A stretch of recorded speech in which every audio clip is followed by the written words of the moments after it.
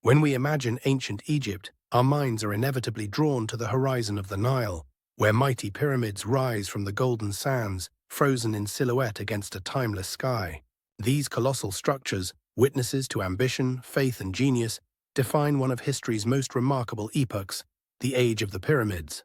More than 4,500 years ago, this era dawned, a time when humanity first dared to build for eternity, leaving monuments that still whisper tales of their creators. It was more than 4,500 years ago, during Egypt's Old Kingdom, that the Age of the Pyramids truly dawned. This period, stretching from around 2686 to 2181 BCE, saw the formation of the first great centralized kingdom, where the power of the pharaoh, a living god, was undisputed. Egypt's heartbeat was steady and strong, its wealth built on the dependable rhythm of the Nile, which flooded each year, nourishing the land and its people. But above the fields and palm groves, something extraordinary began to take shape. Monumental stone pyramids rose from the desert, reaching for the sky. At Saqqara, the story began with the Step Pyramid, designed for Pharaoh Djoser by the brilliant architect Imhotep. Unlike anything before, it marked humanity's first leap from mud brick and wood to enduring stone. Layer upon layer, the Step Pyramid ascended, a bold experiment, a statement of sacred ambition, and a template for all that would follow. Pyramid building was a feat of imagination, determination, and meticulous planning. Across decades, thousands of hands worked in unison.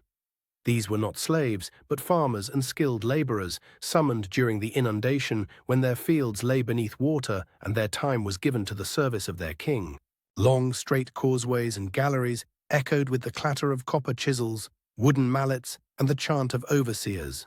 Ramps, whose design remains debated even today, sprawled up the rising structures, enabling the ascent of stones toward the heavens. Nowhere is the Old Kingdom's vision more spectacular than at Giza. Here, on a plateau west of the Nile, came the greatest achievement of all, the Great Pyramid, built for Pharaoh Khufu, or Cheops. For over 3,800 years, it would stand as the world's tallest man-made structure, a marvel of mathematics and muscle, with sides aligned precisely to the cardinal points. Adjacent to Khufu's pyramid, the pyramid of his successor Khafra and that of Menkaure formed a triad of monumental ambition. The Sphinx, carved from the living limestone, gazed eternally to the east, guardian to these stairways of stone. Each pyramid, more than a tomb, was a stage for eternity, a passage through which the pharaoh would ascend to join the gods in the afterlife. The pharaoh's absolute power was matched only by the religious fervor that inspired this construction. To the ancient Egyptians, the afterlife was not a vague promise, but a vivid destination.